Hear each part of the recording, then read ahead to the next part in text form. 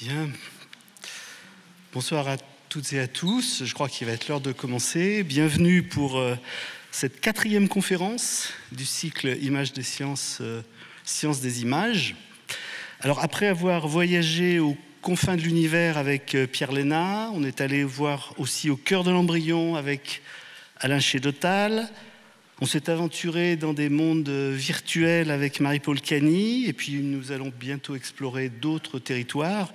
Donc aujourd'hui, je pense qu'il est temps et naturel de s'intéresser au plus près à ce qui est en fait souvent central lorsqu'on parle d'images des sciences et de sciences des images, à savoir la photographie. Alors, ce sera le sujet de la conférence de ce soir, pour laquelle nous avons le plaisir et l'honneur d'accueillir Anne Cartier-Bresson. Pour présenter notre oratrice en quelques mots, Anne Cartier-Bresson est conservatrice générale du patrimoine honoraire, titulaire d'une maîtrise de sciences et techniques en conservation des œuvres d'art à l'Université de Paris 1.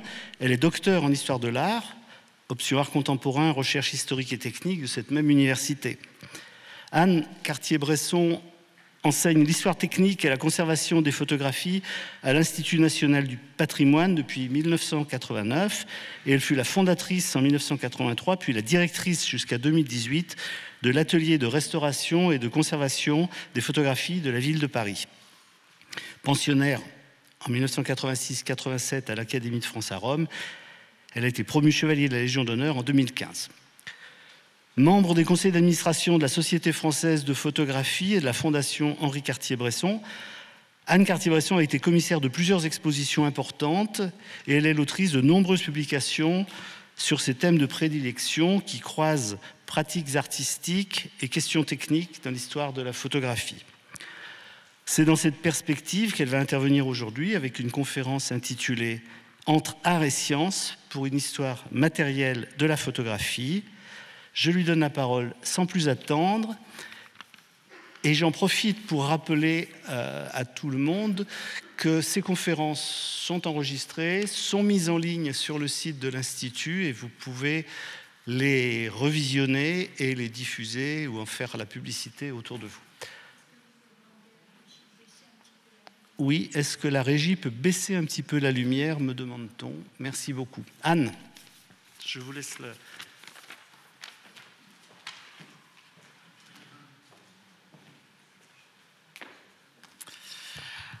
Merci beaucoup. Je suis en même temps très honorée, très émue d'être ici, qui est, vous le savez tous, un lieu très particulier pour la photographie et dont je vais, bien évidemment, je vais revenir un petit peu là-dessus. Merci à Patrick Flandrin, merci à l'Académie des sciences pour ce beau cycle. Alors, je ne viens pas des sciences pures, hein, on en parlera là pendant l'heure qui nous est impartie pour discuter, pour parler et j'espère ensuite discuter ensemble. Je mets un petit peu cette image un peu en provocation. C'est pour moi un petit peu un hommage à l'alchimie. C'est vrai que c'est un peu un paradoxe de parler en fait de ce lien entre science, art et beaucoup d'autres choses qu'on va quand même évoquer. Et le titre de récit parallèle, pour moi, est important parce que la photographie, j'allais dire d'une certaine manière, en boutade, n'existe pas. Dans mon métier, j'ai appris qu'il y avait des photographies, des évolutions de la photographie, et c'est de ça dont j'aimerais parler avec vous ce matin. Oui, cet après-midi, plutôt. Même fin d'après-midi. Voilà, donc l'alchimie, voilà, il y a une poésie de l'alchimie, autour de l'alchimie, de la photographie du 19e siècle. Cette photographie sur papier salé m'a été donnée quand on a fait à la Maison européenne de la photographie une exposition qui s'appelait L'objet photographique, une invention permanente, par Mark Osterman, qui a recréé beaucoup de procédés. Là, il s'agit d'un papier salé encaustiqué, mais qui a beaucoup travaillé sur la photographie historique. Et donc, pour moi, c'est un hommage aussi à ces gens-là. Alors, bien évidemment, être ici à l'Institut de France, à l'Académie des sciences, je ne peux pas ne pas évoquer ce merveilleux moment que nous avons passé avec Catherine Dallarin, ici présente, pour cette exposition et ce livre, donc en 2003, qui s'appelait Éclat d'histoire et qui a été vraiment pour moi une plongée dans les collections de l'Institut extraordinaire.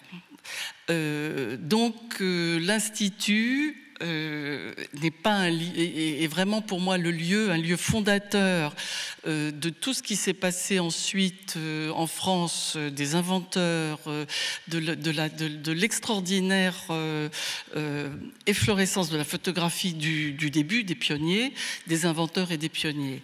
Et donc, je mets en parallèle cette épreuve de Blanquart-Évrard qui en fait provient, je crois, d'un pli cacheté, de ces fameux plis cachetés de l'Institut, qui était, j'allais dire, l'équivalent des brevets, qui était une manière de déposer une invention. Et l'hommage à Blanquart-Évrard, je crois que quand on s'intéresse à la photographie pionnière, au médium photographique et bien évidemment à la conservation des photographies, Blanquart-Évrard était vraiment un des géants et qui a beaucoup utilisé, dans le bon sens du terme, l'Académie des sciences et des beaux-arts pour protéger un petit peu son travail, et on reviendra un petit peu dessus. Alors en fait, il s'agit d'un essai de ce qu'on appelait à l'époque revivification d'un tirage sur papier salé, donc d'un tirage argentique altéré. Alors moi, je ne viens pas, comme il a été mentionné par Patrick Flandrin tout de suite, je ne viens pas des sciences, je suis pas chimiste, bien qu'au début on me disait tout le temps, ah, tu t'occupes de la conservation des photographies ou de la restauration des photographies, alors tu es chimiste. Non, je viens vraiment de la conservation des œuvres d'art, et j'ai été portée, si j'ose dire, par toutes les années 1980 qui en France ont été vraiment les années où on a découvert tout d'un coup qu'il y avait un patrimoine photographique qui importait non seulement par rapport à justement ce que l'image photographique pouvait porter comme sujet, mais comme objet donc à étudier. Et là, à droite, sur l'écran, c'est une ancienne étudiante de l'Institut national du patrimoine qui est en train de recréer les procédés photographiques historiques pour comprendre un petit peu les problématiques d'altération, de conservation et voilà, l'objet matériel. Et donc, je me positionnerai donc là cet après-midi avec vous vraiment sur ce terrain-là, Alors, bien sûr, l'Institut a été vraiment très porteur et fondamental. Mais il y a eu aussi d'autres en France, d'autres institutions comme la Société française de photographie, grâce à laquelle on a donc encore dans les collections tous ces essais des pionniers. Des essais qui étaient totalement intuitifs en fait à l'époque. Bon, on a beaucoup parlé de Daguerre, de l'invention du daguerréotype et de comment Daguerre est arrivé là, mais ça a porté en fait toute une génération de photographes qui, à l'époque, étaient dans les commissions, connaissaient, Victor Regnault, qui était en même temps académicien et en même temps président de la Société française de photographie, avec une extraordinaire capacité à échanger, à communiquer, à diffuser, à publier les recettes. Donc une ouverture extraordinaire. Et tous ces essais, en fait, avaient des connaissances et des connaissances et des motivations qui étaient tout à fait croisées sur le plan artistique et sur le plan scientifique, avec bien évidemment les connaissances scientifiques de l'époque.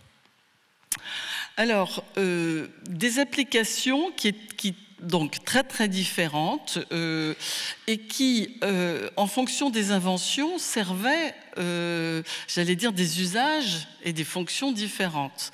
Alors, c'est vrai que ce qu'on a appelé la filière anglaise de l'invention de la photographie, là, c'est un portrait de Thomas Hardwicz, qui a été un des chimistes importants à la Royal Photographic Society, et à l'époque où Fox Talbot a publié ses recettes et ses inventions. Thomas Hardwicz. De l'autre côté, Daguerre, bien sûr. On a très souvent mis en opposition l'école de la photographie sur métal et l'école de la française et l'école de la photographie sur papier anglaise. Mais en même temps, avec le recul historique, on peut se dire que ces deux filières servaient en fait des fonctions et des usages très, très, très différents, complètement différents et complémentaires. L'école, enfin ce qu'on a appelé la filière française, plus qu'une école, c'était pas une école d'ailleurs, c'était vraiment la filière française du daguerréotype, Daguerre, a été souvent mis en compétition avec les Anglais qui avaient l'image multiple avec une matrice négative.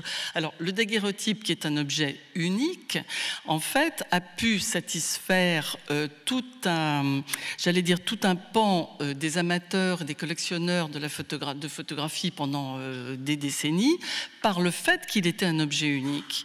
Mais à l'époque, l'unicité de la plaque daguerrienne était bien évidemment mise en échec par la possibilité des filières anglaises et de Fox Talbot, notamment avec son procédé calotype, négatif papier, de multiplication de l'image. Par contre, quel usage ? Le daguerréotype est un objet qui, comme vous le voyez là sur ce daguerréotype panoramique, qui est, j'allais dire, anonyme, mais qui est maintenant conservé au musée Carnavalet.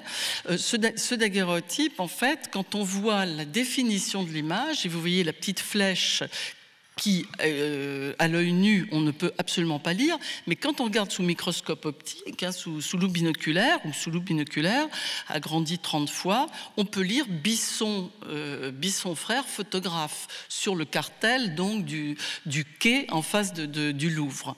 Et donc ça, aucune technologie qui ont succédé ne peut reproduire cette finesse du daguerréotype.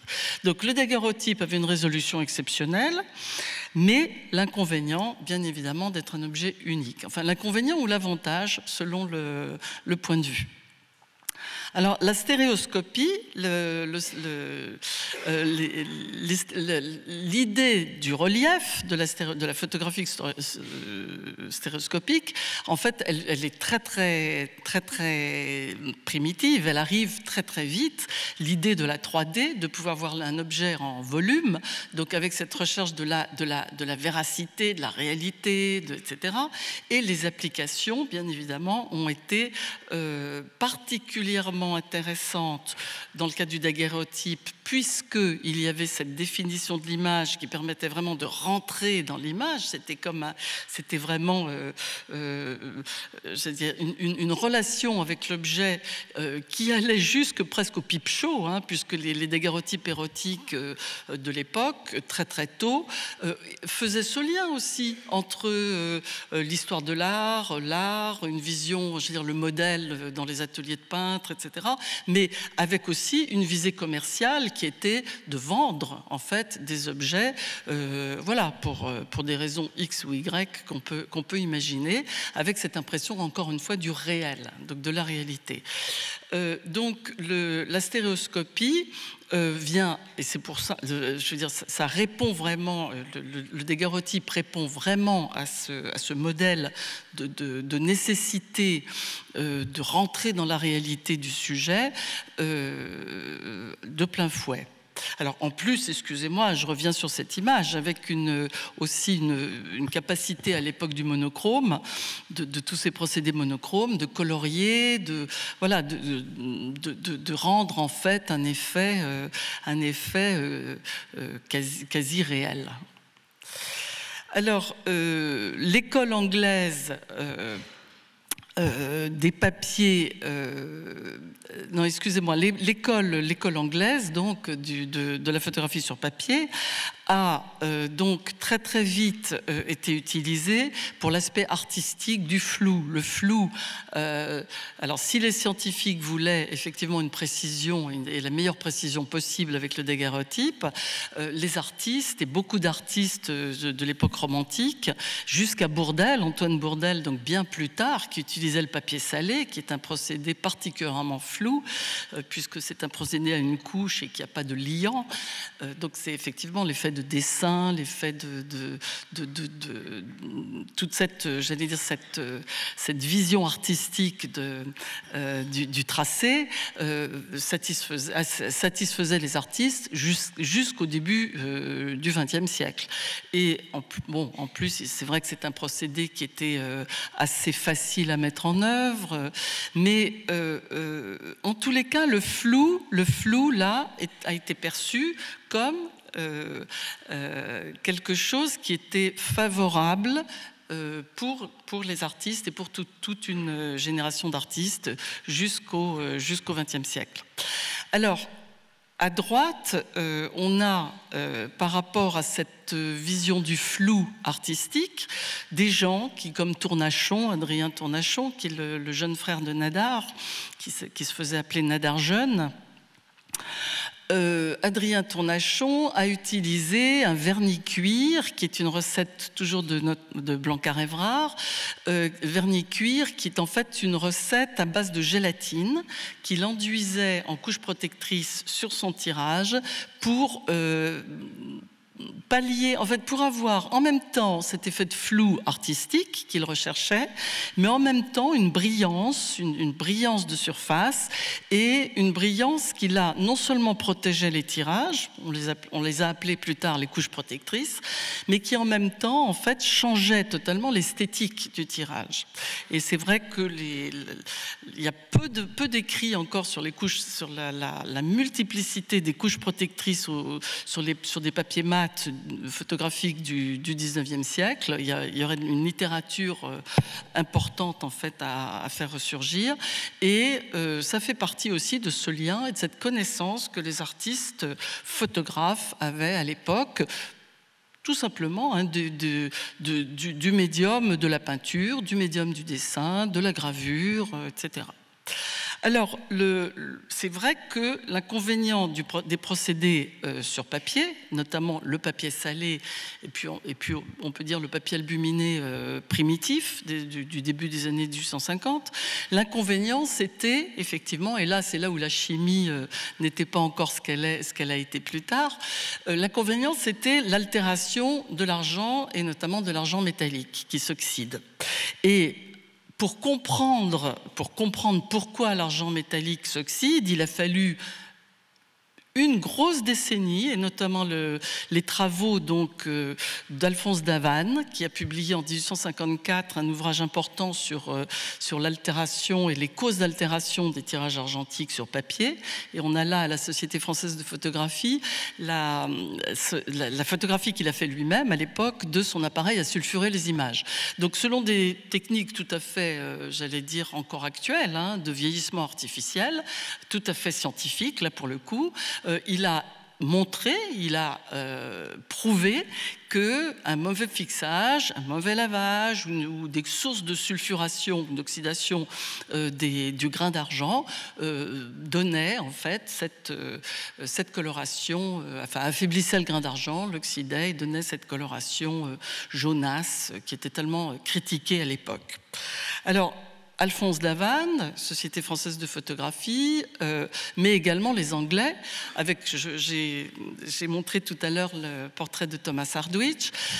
Thomas Hardwicz qui, un petit peu après, en 1856, a écrit un livre dans le Journal of the Photographic Society de Londres. C'est pas un livre, excusez-moi, c'est un article sur l'action de l'air humide sur les tirages positifs sur papier salé, qui était ce qu'on appelait à l'époque le procédé ordinaire de tirage. Alors, revenons un petit peu à l'Académie des sciences et l'Académie des beaux-arts et à l'Institut. Blanquart-Évrard, qui a toujours travaillé pour défendre la photographie face aux gens qui l'attaquaient pour des raisons d'instabilité des selles d'argent, a mis en œuvre un procédé qui était secret, qui restait secret. Il ne faut pas oublier que c'est un commerçant et que ce procédé a été publié par Thomas Sutton, qui a été son assistant beaucoup plus tard, qui en fait c'était extrêmement ingénieux. Et c'est là où on peut dire que quand même, ces gens-là, même si ce n'étaient pas des scientifiques purs, avaient quand même une attitude scientifique. Il a repris le procédé anglais de négatif papier, le calotype, en faisant une version positive, parce qu'il s'était rendu compte qu'en fait, les négatifs ne s'altéraient pas. Les négatifs étaient beaucoup plus stables à l'air humide, voilà, aux agents d'oxydation, au temps, etc. Alors que les positifs, qui étaient les papiers salés que vous avez là sur le portrait de sa femme, je crois que c'est 10 ans avant, le tirage de droite, les positifs voilà, vieillissaient très très mal et rapidement. Et donc lui, comme commerçant, il était, en fait, on peut dire qu'il a été à l'origine de ce qui a été le premier laboratoire de tirage du monde, hein, puisque son imprimerie photographique de Los-les-Lilles, en fait, c'était un lieu où les photographes, auteurs des images, donc des négatifs, déposaient les négatifs pour être tirés à Los-les-Lilles, dans son imprimerie photographique. Donc c'est clair que pour lui, c'était crucial de pouvoir, bien évidemment, produire des tirages stables, en tout cas plus stables que ceux des papiers salés qu'on utilisait à l'époque. Et donc, ce procédé qui est complètement méconnu, alors quand on va dans les cartels, même, pardon, je suis dans des lieux c'est parfois étonnant, mais on voit sur les cartels le papier salé. Mais non, c'est pas un papier salé, c'est un tirage qu'on devrait appeler tirage ioduré par développement. Et ce sont les premiers tirages photographiques du monde utilisés par développement d'une image latente. Donc, procédé Fox-Talbot, mais inversé. Voilà, donc bien évidemment, vous connaissez tous probablement la raison d'être des tirages de toute la filière non argentique, hein, photographique, qui est très très riche au XIXe siècle, les tirages au charbon, les tirages pigmentaires, qui sont basés en fait sur la sensibilité à la lumière des gélatines bichromatées, grâce le bichromate de potassium rendant insoluble à la lumière la gélatine. Et ce sont des procédés par dépouillement, donc, et l'image en fait est stable, beaucoup plus stable, puisque les pigments minéraux voilà, sont beaucoup plus stables que le grain d'argent ou que les procédés argentiques. Donc, par contre, ce qui est intéressant à signaler, enfin là, dans ce cadre-là, cet après-midi, pour moi, c'est que ces procédés-là, dont le but était vraiment, là, très très clairement, puisque c'était lié aussi, Poitevin a gagné le concours du duc de Luynes, j'allais dire, qui voulait récompenser un procédé plus stable que ceux aux selles d'argent en photographie. Ce procédé, en fait, c'est assez intéressant de voir que non seulement il fait le lien entre aussi une recherche scientifique et une recherche artistique, bien évidemment. Les ateliers Braun, tous les gens qui l'ont utilisé l'ont beaucoup utilisé pour reproduire l'œuvre d'art dans les musées. Parce que là, il fallait vraiment, c'était la belle image, il fallait que ça soit stable, il fallait que ça puisse se vendre, il fallait que ça puisse être pérenne, mais que en plus, là, on retombe sur les micmacs des photographes qui étaient quand même très très roublards dans cette époque artisanale.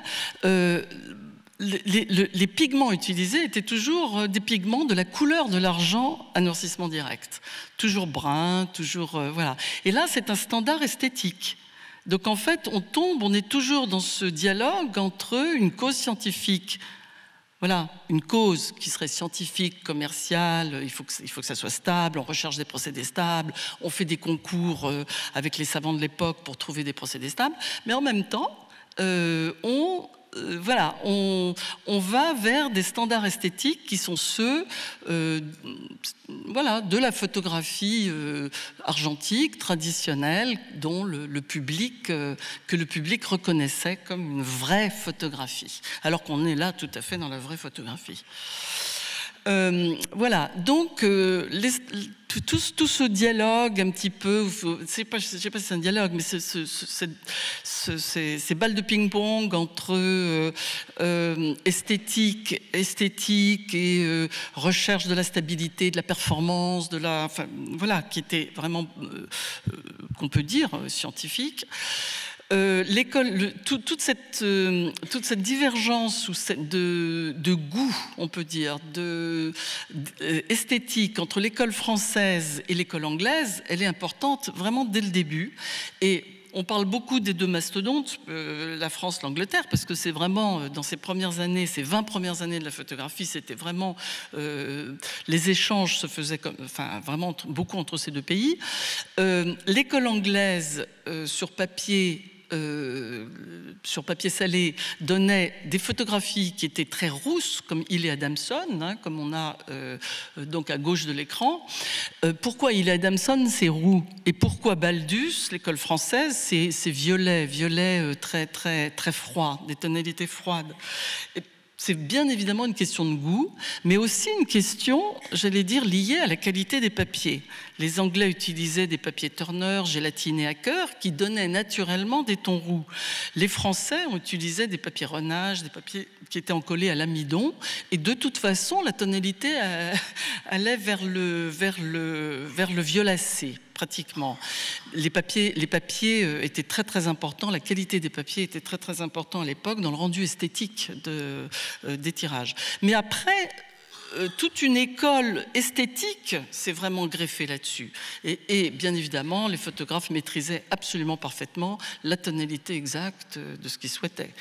Quand Baldus a publié beaucoup de recettes de virage à l'or et qui sont liées aussi à cette tonalité particulière de l'école française.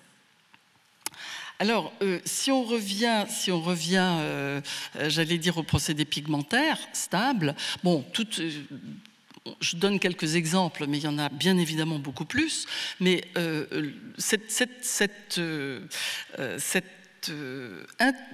on peut dire cette filière de la photographie pigmentaire qui va du tirage au charbon de Poitevin, en fait ensuite a donné bien évidemment beaucoup d'autres procédés, d'où le plus connu, on peut dire, dont le plus connu, pardon, est la gomme bichromatée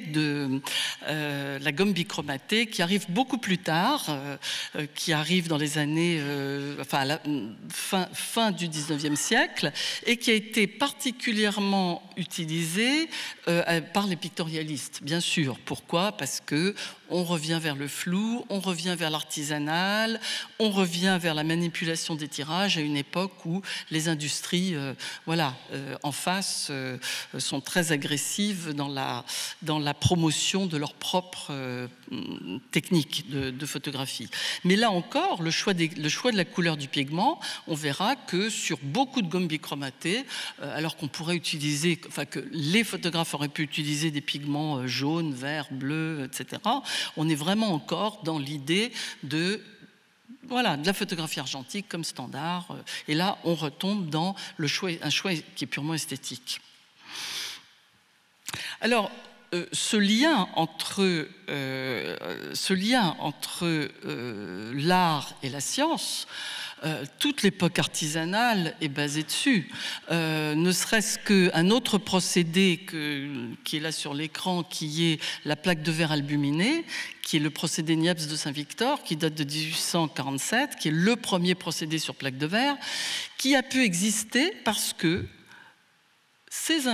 Niepce de Saint-Victor, et Blanquart-Évrard aussi a eu son mot à dire, mais Niepce de Saint-Victor connaissait les techniques de la tempéra. Et en fait, il a appliqué donc l'œuf de poule, le blanc d'œuf a été utilisé comme liant de ce premier procédé qu'on a pu obtenir sur plaque de verre. Il fallait trouver un liant qui évite aux sels sensibles ou aux sels d'argent de se dissoudre, bien évidemment, dans les bains aqueux. Donc la connaissance des matériaux traditionnels utilisés par les peintres faisait partie aussi, j'allais dire, du bagage des photographes de l'époque artisanale. Alors, dans les applications, bien sûr, les scientifiques connaissent bien la microphotographie. La microphotographie, elle est arrivée assez tôt dans l'histoire de la photographie, mais c'est intéressant de voir que par rapport à ce discours toujours entre art et science, que quand une fonction s'arrête, quand une fonction n'a plus lieu d'être, eh bien, on va trouver d'autres fonctions à ces images. Et donc, c'est quand même intéressant de voir que l'idée première, c'était de donner, et là je cite, de donner des moyens rigoureux d'étudier autrement que sur des planches gravées et avec plus ou moins de fantaisie les 1000 détails visibles seulement au microscope, et qui servent néanmoins à la classification ou à la connaissance des êtres. Donc ça, en 1853, la microphotographie, et on a le dispositif sur ce tirage-là, sur l'appareil de Girard. C'est clair que la microphotographie était fondamentale pour comprendre et pour analyser, et donc pour les sciences, pour analyser en fait les objets qu'on ne pouvait pas voir à l'œil nu. Par contre, dans ce détournement de la photographie, soit par les photographes eux-mêmes, comme là c'est le cas des plaques, des images de Laure Albin-Guillot, soit ensuite par le public, par les commissaires, par les historiens, par les conservateurs, par les amateurs de photographie. Et c'est vrai que l'histoire de la photographie, elle est pleine, en fait, mais pleine vraiment de ce glissement de fonction entre une raison d'avoir inventé un procédé ou d'utiliser un procédé à l'époque, et quand cette raison n'a plus lieu d'être, de se tourner vers un regard différent et de voir en fait le côté esthétique et la beauté en fait d'images qui ont été produites, voilà, pour une fonction qui peut être purement scientifique. Et il y a beaucoup d'exemples. Mais celle-ci, Laure Albin-Guillot, je trouvais vraiment que ça a été intéressant parce que elle est très connue, elle a été vraiment très montrée dans les musées, dans des expositions importantes. Et c'est vrai que d'un point de vue purement de l'histoire de l'art, c'est somptueux. Et avec des procédés assez sophistiqués aussi sur le plan de la réalisation. Alors, d'autres artistes, si on continue notre cheminement, la couleur, d'autres artistes comme Dov-Alouche, là, ont clairement, très récemment, fait ce lien entre leur connaissance et on peut dire leur vision de la science et leur œuvre d'artiste. Et bon, Dov-Alouche, dans cette série qui a été exposée récemment, reprend tout un travail qu'il a fait avec le C2RMF, donc le Centre de recherche et de restauration des musées de France, qui travaillait bien évidemment pour une raison scientifique sur l'analyse des couches picturales, pour des raisons de datation, d'authentification, etc. Et en fait, ce glissement en fait de paradigme entre un intérêt scientifique pur et puis quelque chose qui éveille chez ces artistes, Dov-Alouche est quelqu'un qui connaissait très très bien, qui a beaucoup travaillé sur la matérialité en photographie. Donc, je trouve qu'il est particulièrement intéressant. à partir des années 1980-90. Donc c'est un regard qui est effectivement très spécifique. Alors si on reste dans la microphotographie, les détournements que des artistes ou des photographes ont pu faire, ça m'a intéressé de montrer cette image d'Yves Trémorin à droite, qui est en fait une patte de mouche, qu'il a pris au microscope électronique à balayage, et qui pour lui est un hommage à Claire Ambaut.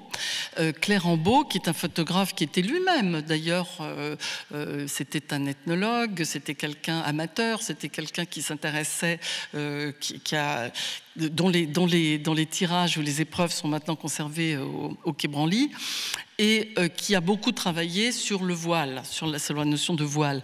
Et cette notion de voile, en fait, s'est transformée. Alors, chez Claire Ambaut, c'était vraiment un regard, c'était un excellent photographe, mais c'était un regard qui était un regard assez ethnologique. Et Yves Trémorin dit,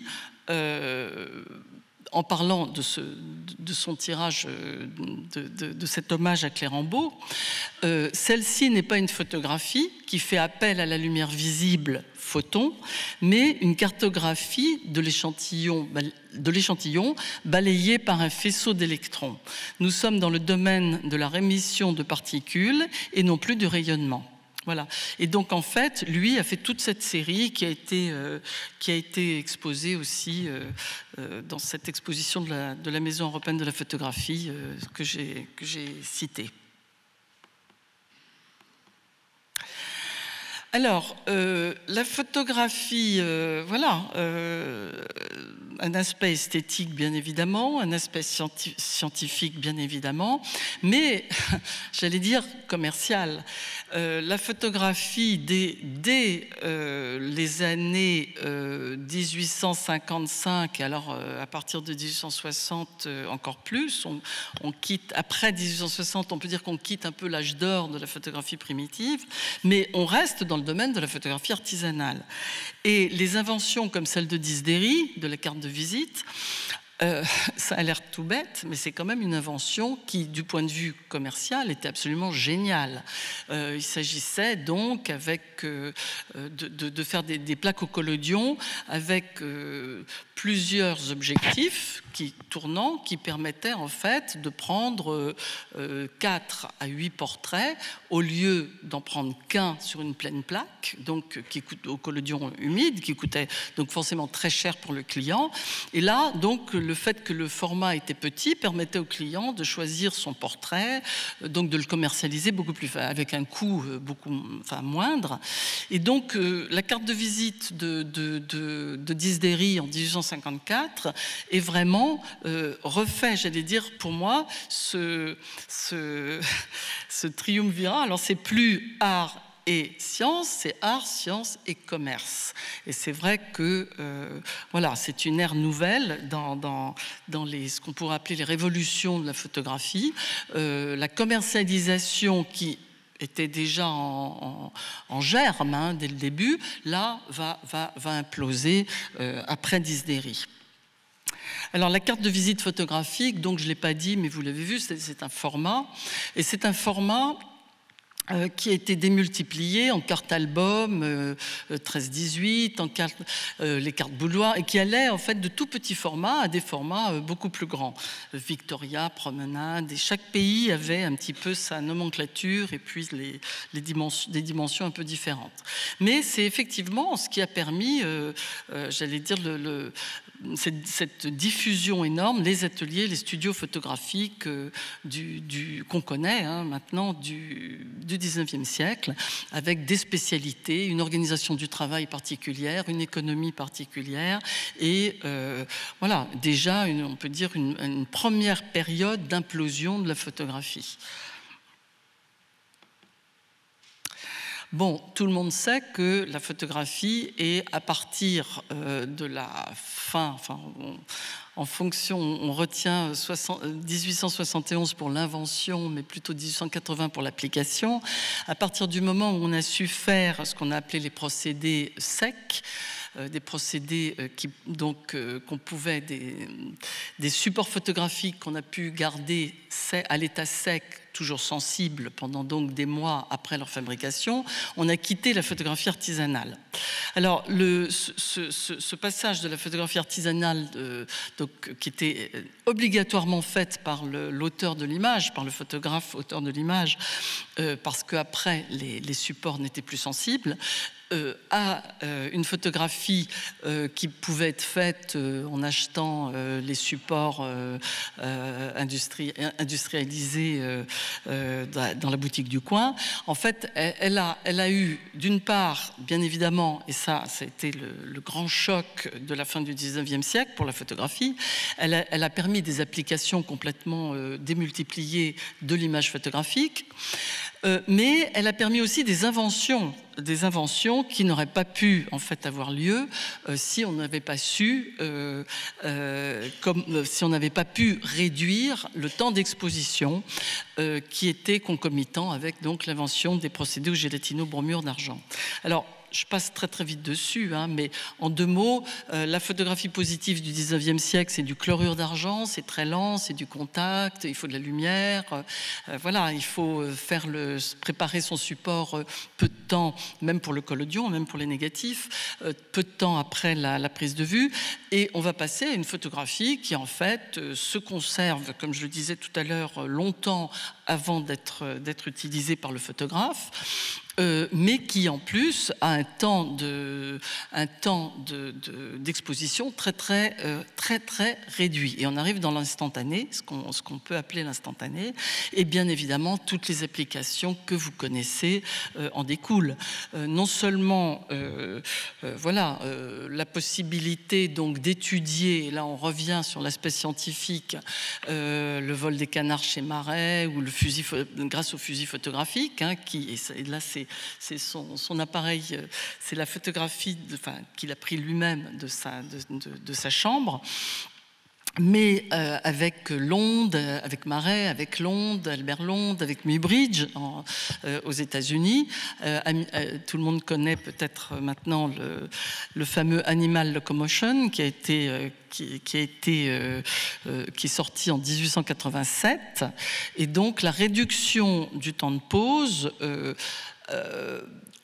qui à l'époque était fondamentale dans l'invention, là aussi s'est déplacée plus tard, quand on a su comment volaient les canards et quand on a compris comment les chevaux couraient, d'un intérêt scientifique à un intérêt esthétique, et qui maintenant en fait ce sont des objets qui sont montrés autant pour l'histoire des sciences qui reste valable, que pour un regard qui est un regard esthétique.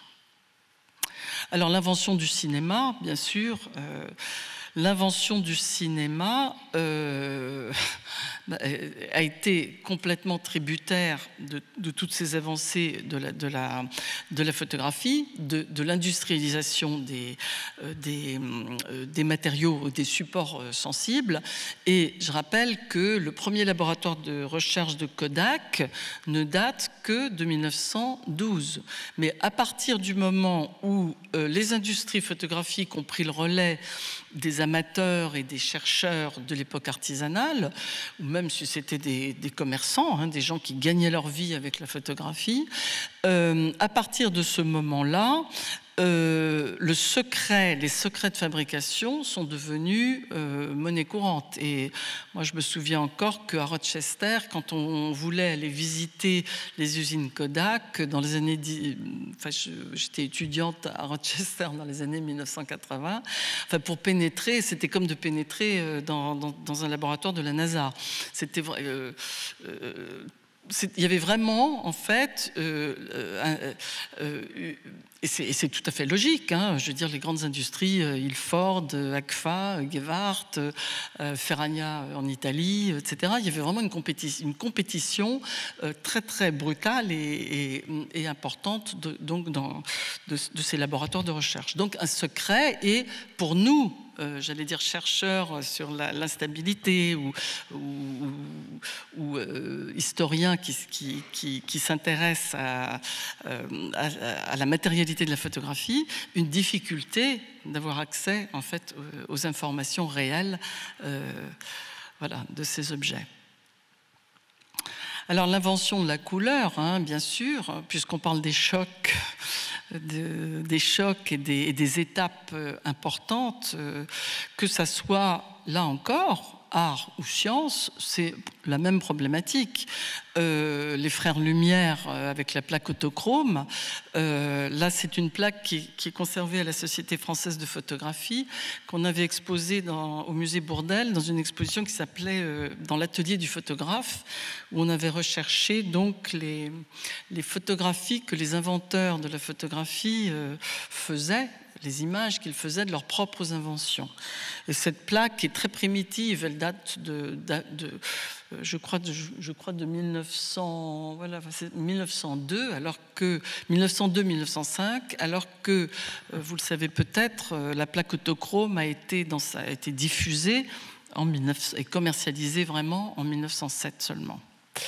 Et alors, à droite, cet ouvrage autour de Gervais de Courtelmont, qui est un autochromiste qui est très représenté dans les collections de la Cinémathèque Robert-Linen à Paris, montre que effectivement, là aussi, bien évidemment, la couleur était fondamentale pour l'information qu'elle contient, donc pour la science, ou les sciences, mais que la beauté de ces images, l'esthétique de ces images primait aussi pour les auteurs. Et il ne faut pas oublier d'ailleurs de dire que la plaque autochrome, c'était une plaque faite pour être vue par projection. Donc quand on voit la plaque elle-même, c'est assez dense, c'est très très dense. Et ce sont des plaques, en fait, pour projection. Donc avec une densité très particulière de l'image. Alors ensuite, par cette image que j'aime bien de Mimo Giudice, voilà, dans les années 80-90, on peut dire que les industries photographiques ont gagné un peu leur pari, qui était voilà, de concurrencer ce qui était vu beaucoup par les photographes de l'époque humaniste, les photographes de la première moitié du XXe siècle, qui promouvait beaucoup la photographie noir et blanc, le beau noir et blanc, le noir et blanc comme étant le standard artistique. L'arrivée de la couleur, en fait, a beaucoup changé le paradigme. Et ce choix commercial de la couleur fait par les industries, en fait, ou imposé ensuite par les industries, s'est heurté à une défiance et des photographes eux-mêmes. Donc, comme je le disais, voilà, du noir et blanc, les photographes qui valorisaient l'esthétique du noir et blanc, mais aussi des collections, des conservateurs. Pourquoi ? Parce que ces premiers procédés couleurs n'étaient pas stables. Ça, maintenant, vous le savez peut-être, mais c'est vrai que dans tous les procédés chromogènes de l'époque, le changement de la balance des couleurs pouvait être vraiment très très sensible quand ils étaient conservés dans de mauvaises conditions au bout de peu de temps. Donc avec vraiment un problème là on revient à Blanc-Carré-Rare et à son problème de comment gagner ma vie avec des procédés qui deviennent tout magenta voilà, au bout de quelques décennies ou moins. Donc la couleur, en fait, a été, comment dire, les artistes se sont réappropriés beaucoup la couleur à partir, j'allais dire, beaucoup de la fin, je dirais de la fin du XXe siècle, jusqu'à en fait toute une école qui maintenant que peut-être Michel Boisvert appellerait une école néo-analogue où on revient sur les procédés analogiques, sur l'obsolescence programmée, sur le fait que tous ces matériaux, ces supports deviennent difficiles maintenant à se procurer et qu'il y en a de moins en moins.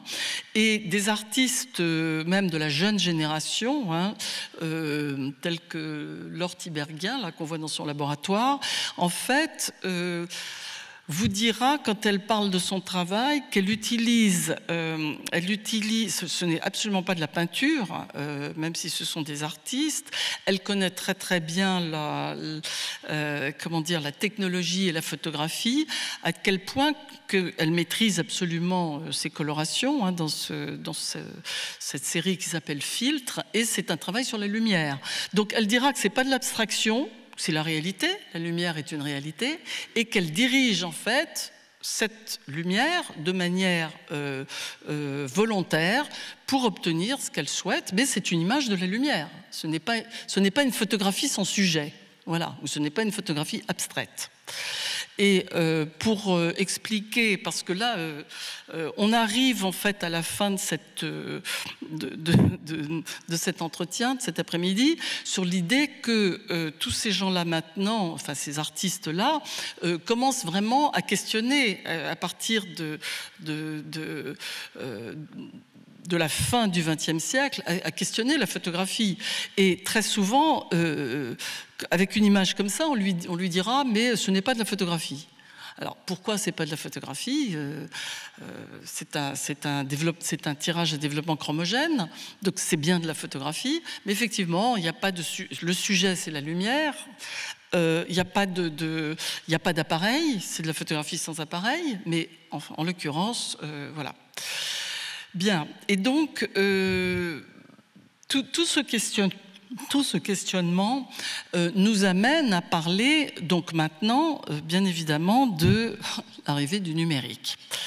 L'arrivée du numérique, tout le monde le sait, a été, voilà, c'est pas la dernière, mais une étape encore de transformation du médium photographique.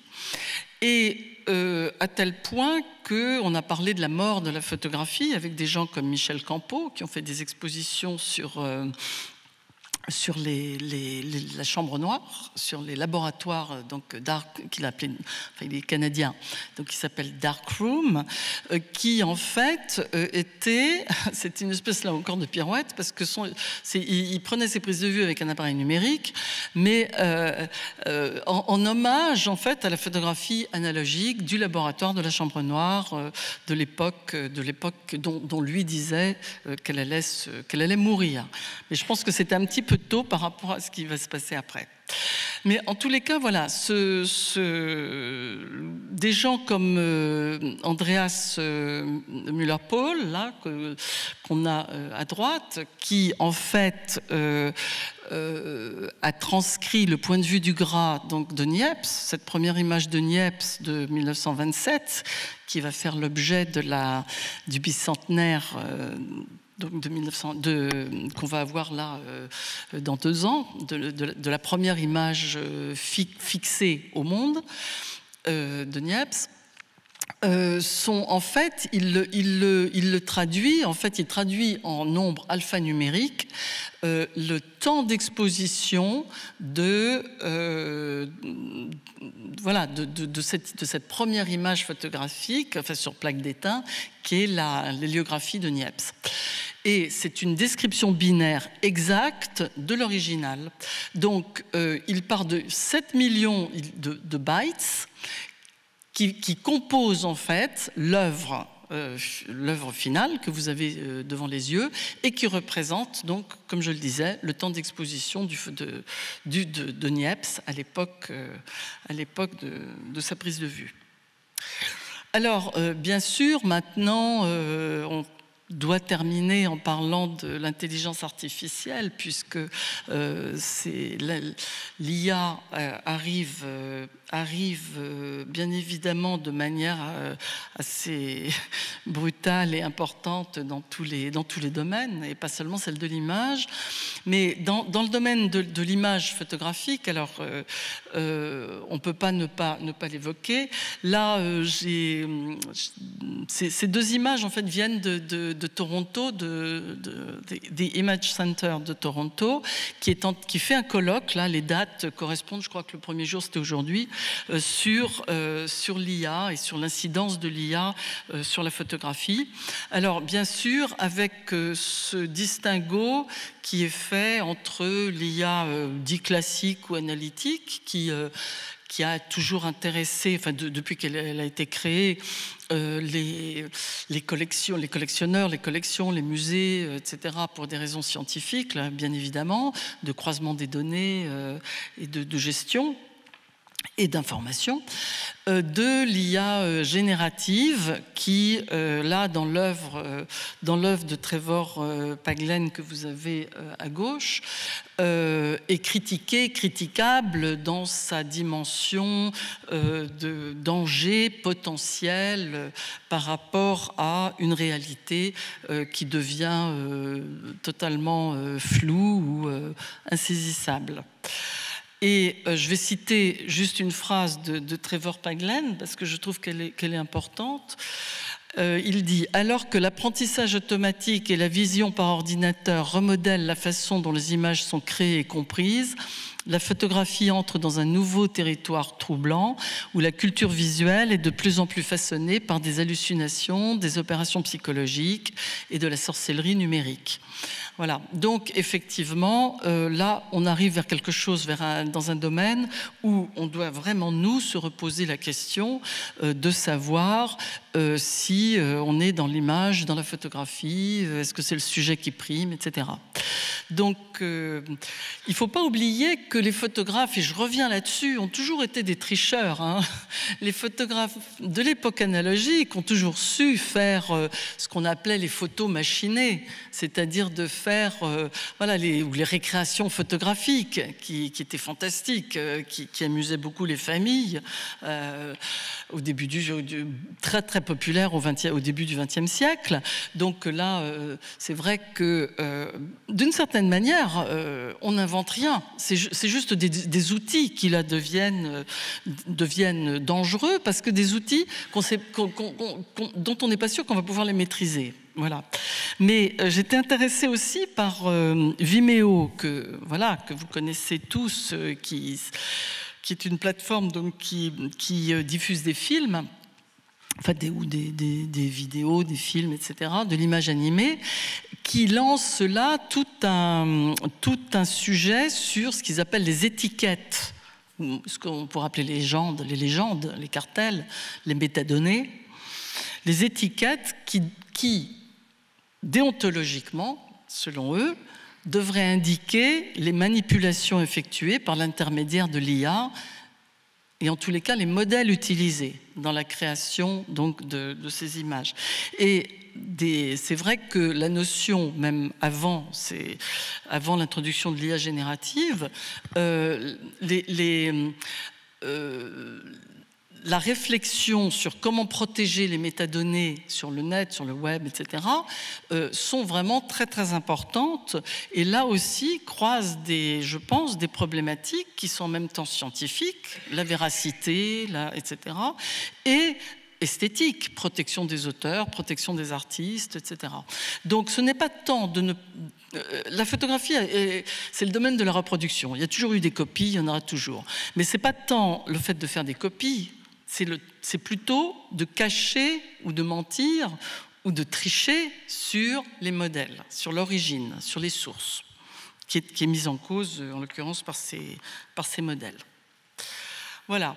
Donc, pour terminer bientôt, j'ai encore 3 petites minutes, la photographie... encore une fois, je ne devrais pas dire la photographie, puisque je vous ai dit qu'elle n'existe pas. Les photographies, ça a toujours été ça. Ça a toujours été des reprises, et c'est pour ça que c'est fantastique, mais que c'est compliqué. Voilà, de partir d'une image comme celle du point de vue du Gras, voilà, qui est l'héliographie bien connue de Niepce sur plaques d'étain, qu'on a connue pendant des décennies et des décennies que par la publication, comme vous avez à droite, sur un tirage gélatino-bromure d'argent qui a été fait on ne sait pas quand, au XXe siècle, dont on disait c'est le point de vue du Gras, d'accord ? Personne ne pensait qu'il y avait une plaque d'étain à peine visible qui maintenant est au Harry Ransom Center au Texas. Il y a quand même un original. Et puis ensuite, des artistes qui, bien plus tard, avec cette interrogation sur qu'est-ce que la photographie, l'image, la photographie, le pixel, etc., à l'arrivée du numérique, comme Fontcuberta, qui a fait cette image du point de vue du Gras en Googlegram, c'est-à-dire recomposée par un logiciel de photo mosaïque, où en fait il a tapé photo, P-H-O-T-O, et photo à l'espagnol, F-O-T-O, et où il a en fait recomposé avec ces deux recherches sur un logiciel de photo mosaïque, il a recomposé l'image du Gras. Voilà, donc et puis ensuite, l'œuvre sur la même image du point de vue du Gras dont j'ai parlé tout à l'heure d'Andreas Müller-Pohl. Alors, voilà, je reviens un petit peu à ma boutique. C'est pour ça que dans cette espèce de confusion actuelle, je pense que c'est fondamental de revenir à l'idée que l'histoire matérielle est importante, que le cartel, l'authenticité, la datation, les métadonnées, les informations sur les sources des œuvres sont fondamentales, et que là, c'est là que quand on travaille dans une optique d'archéologie des médias, comme le font d'ailleurs maintenant, il va y avoir l'exposition du jeu de paume qui va ouvrir sur l'IA, et d'ailleurs, c'est une exposition qui va vraiment réfléchir sur la matérialité de l'IA. Il y a une matérialité. Il y a une matérialité, et que cette notion d'archéologie, elle est fondamentale pour ne pas se perdre, et du point de vue déontologique, éthique, et du point de vue scientifique, et du point de vue artistique, pour défendre les auteurs. Donc cet apport des sciences à l'histoire de la photographie et à l'histoire de l'art en général, en fait, elle doit vraiment être, à mon avis, creusée maintenant vers voilà, cet apport que les scientifiques peuvent fournir pour comprendre, mais qui ont besoin aussi des spécialistes de la photo. Il ne s'agit pas d'appuyer sur le bouton et de dire qu'on a de l'or et qu'on a du cuivre. Il s'agit en fait de faire le lien entre une connaissance des sciences et une possibilité d'avoir accès au laboratoire scientifique, et bien évidemment une connaissance de la matérialité des objets à travers le temps. Voilà. Donc je m'arrêterai là, et en boutade encore, vous comprendrez que j'aime beaucoup Mimo Giudice, parce que je trouve que c'est quelqu'un qui, assez tôt, dès les années 80, a réfléchi sur ce problème-là, de savoir authentifier, dater, qu'est-ce que c'est qu'une image, qu'est-ce que c'est qu'une photographie. Et cet objet que j'aime beaucoup, eh bien c'est une image, c'est un tirage noir et blanc, argentique, sur lequel, en fait, il a écrit à l'encre bleue « vraie photographie ». Voilà, je vous remercie.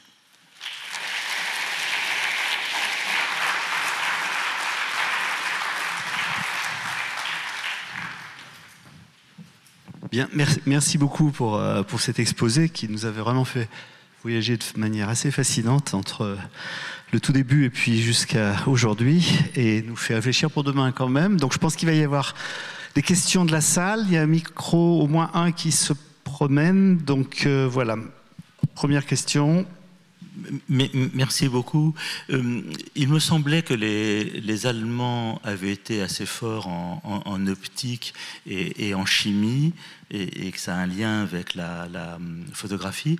Et ils étaient totalement absents de de votre exposé. Et c'est parce qu'ils étaient très à l'écart, où on a eu les Anglais, les Français, un peu les Américains, mais voilà. Alors, c'est vrai que j'avoue humblement que je suis une spécialiste des tirages, des photographies dans les collections, que je connais un peu l'histoire bien évidemment, ça va avec, et vous avez tout à fait raison, hein, l'évolution de l'appareil ou des appareils photographiques. Bon, quand je parle du cinéma, des petits formats, etc., c'est des chambres, mais que c'est quand même un autre domaine. L'optique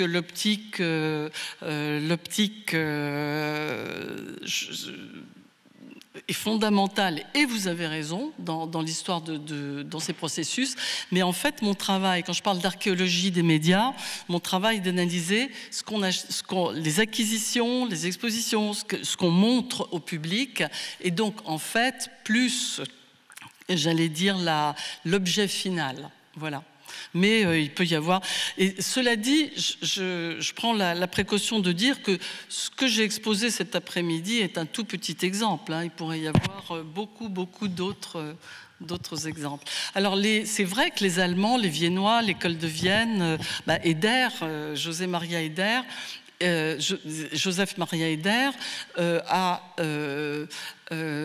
notamment à l'école de Vienne, était fondamental dans ce qu'il a non seulement inventé des procédés optiques et des procédés des supports photographiques, notamment à l'époque de l'aristotype, mais par le fait qu'il a, de manière assez scientifique aussi, formé une collection didactique avec l'ensemble des échantillons de ce qu'on obtenait à différentes époques. Une autre question? Qui est-ce qui veut prendre la parole? Moi, j'aurais peut-être faire une remarque là, sur le fait que la photographie, depuis le début, elle se passe quelque part entre reproduire la réalité et puis aussi créer quelque chose qui s'en est... Enfin, c'est le côté science et art. Et maintenant, là, ce que vous dites à la fin, là, tout ce qui est les interrogations des IA, en particulier génératives, c'est à la fois dans la même ligne, mais ça renverse un peu les choses, parce que enfin, je sais pas, si on prend même les trucs, les classiques, les oppositions de Baudelaire à la photographie, en disant, mais si c'est reproduire le réel, ça n'a aucun intérêt, il n'y a pas la poésie, etc. Maintenant, c'est un petit peu l'inverse, parce que ce qu'on dit, c'est, est-ce que c'est de la création de faire de l'IA générative, et puis en même temps, est-ce que ce que ça nous montre, ça nous fait croire que c'est du réel? Et alors qu'en effet, ça n'est peut-être pas. Les interrogations, oui, elles ont un peu changé. Je ne sais pas ce que vous en pensez. Oui, c'est ça, c'est qu'il y a un glissement. C'est-à-dire qu'en fait, je pense qu'il y a des choses... On a toujours su, c'est ce que j'essayais de dire, on a toujours su faire des fakes, des faux. On a toujours su, en photographie analogique, depuis le début, faire semblant faire quelque chose en disant que c'est autre chose, en faisant semblant. Hein. C'est le côté... que moi, je trouve vraiment fascinant dans la photographie analogique. Mais, je veux dire, le numérique, en fait, le problème, c'est que ça implose. C'est-à-dire que la dimension, c'est plus comparable. Parce qu'en fait, il y a une espèce de gigantisme qui fait que ça échappe complètement. Voilà. Mais autrement, dans cette gymnastique entre le réel et l'invention, et là on parle du sujet, hein, ou de l'abstraction, etc., pour moi, ce dialogue, il a toujours existé, oui, en fait. Tout à fait. J'en profite pour dire que les duplications que vous avez montrées là d'Henri Roger, elles sont exposées à la galerie Roger Violet en ce moment. Il y en a, rue Mazarine. Est-ce qu'il y a d'autres questions ? Oui, Sylvie. Ce n'est pas vraiment une question, c'est juste une petite contribution. Je crois que Michel Poivert appelle tous ces procédés maintenant pas néo-analogues, mais anténumériques. Il appelle... les deux, parce qu'il va faire une conférence jeudi prochain au Beaux-Arts qu'il appelle néo-analogue. Mais voilà. De toute façon, il a le droit d'utiliser ce qu'il veut. Mais moi, j'aime bien néo-analogue, parce que je trouve que c'est quand même autre chose que... Voilà. Anténumérique, c'est pour dire que ce n'est pas qu'une récréation des procédés historiques artisanaux, comme ça s'est beaucoup fait dans les années 80, et qu'on est dans une époque où vraiment il y a une autre réflexion. Mais vous avez raison, oui, en T numérique. Mais en T numérique, c'est plus... Voilà, c'est peut-être complémentaire, vous avez raison. Ouais. Je vais faire passer le micro ici. Oui, bonsoir, je voulais à nouveau vous remercier pour votre présentation. Alors j'aurais 2 questions en une. Est-ce que ça serait possible de rapidement revenir sur le procédé de Blanquart-Evrard du développement à iodure d'argent et aussi sur le plan technique, quelle serait la durée de vie d'une photographie primitive de ces années-là, début 50 ? Alors, la plus facile... non, je commence par la première. Donc, le procédé à l'iodure d'argent développé, c'est le procédé calotype, c'est-à-dire que c'est un procédé par développement à l'acide gallique, qui est le procédé que Fox-Talbot... En fait, bon, les Français faisaient un petit peu différent, c'est pour ça qu'on parle de négatif papier et pas de calotype en France, mais globalement, c'était le procédé Fox-Talbot. C'était le procédé, donc, qui était développé dans de l'acide gallique, et qui fournissait donc par développement un grain d'argent photolytique, beaucoup plus gros que le grain d'argent des papiers salés à noircissement direct. C'est un peu technique, hein, pardon, mais c'est pour ça qu'il était plus solide. C'était un gros paquet d'argent filamentaire et donc beaucoup plus résistant en fait à la lumière notamment et à l'oxydation à l'air humide que le grain d'argent des papiers salés positifs à noircissement direct, brun, c'est pour ça qu'il était brun, il était beaucoup plus petit, il est colloïdal, très très petit, très divisé, et pardon, je vous ai dit photolytique, c'est le grain d'argent à noircissement direct, donc très fragile, et filamentaire, le gros grain d'argent obtenu par Blanquart-Evrard dans son procédé à l'iodure développé. Voilà. Je vous remercie. Et alors, deuxième aspect, excusez-moi. C'était sur la durée de vie globale voilà. des photographies primitives. Alors, si j'étais médecin et qu'on me demandait combien de temps, excusez-moi, je vais vivre, je ne pourrais pas dire. Donc en fait, la durée, ce qu'on appelle la durée de vie pour une photographie, je ne sais pas si... En fait, le temps où une photographie va vraiment subir des changements importants sur le plan esthétique, sur le plan de la densité, du contraste, etc., de la couleur, va dépendre d'une part de sa fabrication, hein, est-ce qu'il était bien fixé, bien lavé, du papier d'origine, etc. Enfin, du support d'origine, pardon. Il y a beaucoup de supports différents en photo. Et de l'environnement. Est-ce qu'il est conservé, où est-ce qu'il a été manipulé? Donc il y a toute une conjonction en fait, de raisons pour l'altération qu'on doit étudier quand on fait des bilans de conservation. Voilà. Donc impossible de vous répondre. Par contre, là où on peut tout à fait vous répondre, c'est encore une fois, c'est de vous dire que telle technologie, comme par exemple la photographie à noircissement direct avec le grain d'argent que je vous ai expliqué, forcément, elle est beaucoup plus fragile que la photographie du XXe siècle, noir et blanc, avec un grain filamentaire très costaud et qui résiste beaucoup mieux aux agents d'altération. Ça, oui, il y a des raisons, vous avez techniques, technologiques, mais après, voilà. Merci. Je crois qu'on a encore le temps pour une ou deux questions. Alors, il y en a une là-bas, et puis ensuite... Oui, bonsoir. J'ai cru comprendre que vous intéressiez beaucoup à la conservation, mais également à la restauration. Et vous avez parlé de la couleur et des autochromes qui semblent avoir été à l'époque avec un réalisme dans les couleurs absolument extraordinaire. Et j'aimerais savoir quelle est votre opinion sur les restaurations qui sont faites de ces autochromes qui se prétendent retrouver les couleurs de l'époque. Alors là, vous parlez pour moi... Déjà, il y a un problème de terminologie, parce que pour moi, la restauration, c'est une intervention sur l'objet original, sur l'objet dont on parle. Par contre, là, vous parlez de restitution optique, je pense, de retrouver les couleurs, ça veut dire donc de faire une copie, hein, comme on sait très très bien le faire en numérique, mais sur quoi se base-t-on? C'est-à-dire qu'en fait, une plaque autochrome, qui est donc comme un objet unique, hein, qui n'est... Pour faire, on peut tout à fait la numériser et sur l'objet numérisé, faire des couleurs pétantes, un ciel tout bleu, voilà. Mais sur quoi se base-t-on? Donc en fait, pour moi, il est vraiment très très important, avec l'arrivée de la numérisation des collections, de faire le distinguo entre la restauration d'un objet original, Donc dans une déontologie qui est commune à celle de la peinture, de la sculpture, etc. On restaure en respectant le vieillissement, en respectant, si vous voulez, l'objet original historique, patrimonial, qu'on va appeler patrimonial, et la copie, qui peut être une copie qui peut être du point de vue de quelqu'un ou de votre point de vue à vous, pourquoi pas, bien plus intéressante, etc., mais qui n'est qu'une restitution optique d'un original, comme on l'a montré pour le point de vue du Gras de Niepce. On peut faire toutes les copies qu'on veut, voilà, mais ça ne s'appellera pas une restauration. Merci. Ah, une dernière question. Antoine Triller.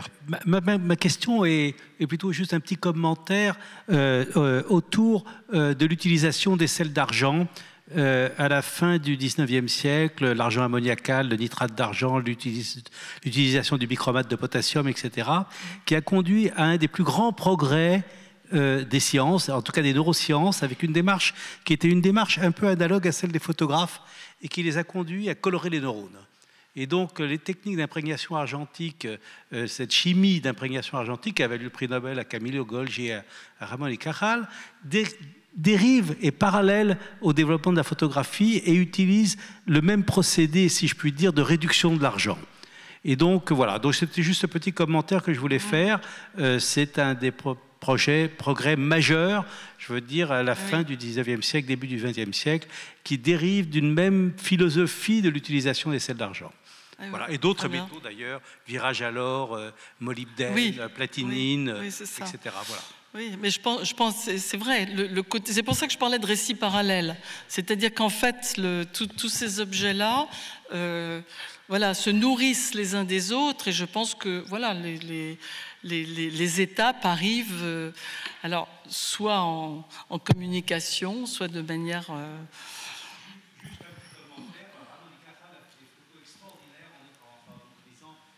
en couleur avec la fécule de pomme de terre, qui sont des véritables tableaux, qui sont des objets uniques, magnifiques. Et il était également un très très grand savant. Très bien.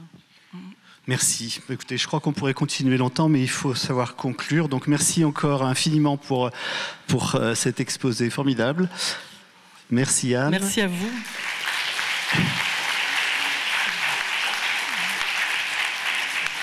Et avant la dispersion de tout le monde, juste deux rappels.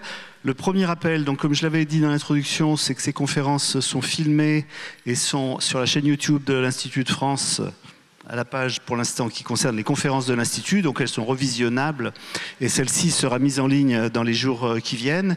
Et puis la deuxième, c'est que je vous donne rendez-vous pour la 5e conférence le 28 avril, qui sera donnée par David Chavalarias sur quelque chose de complètement différent, puisque là on parlera de graphes d'interaction, en particulier d'interaction sociale. Merci beaucoup.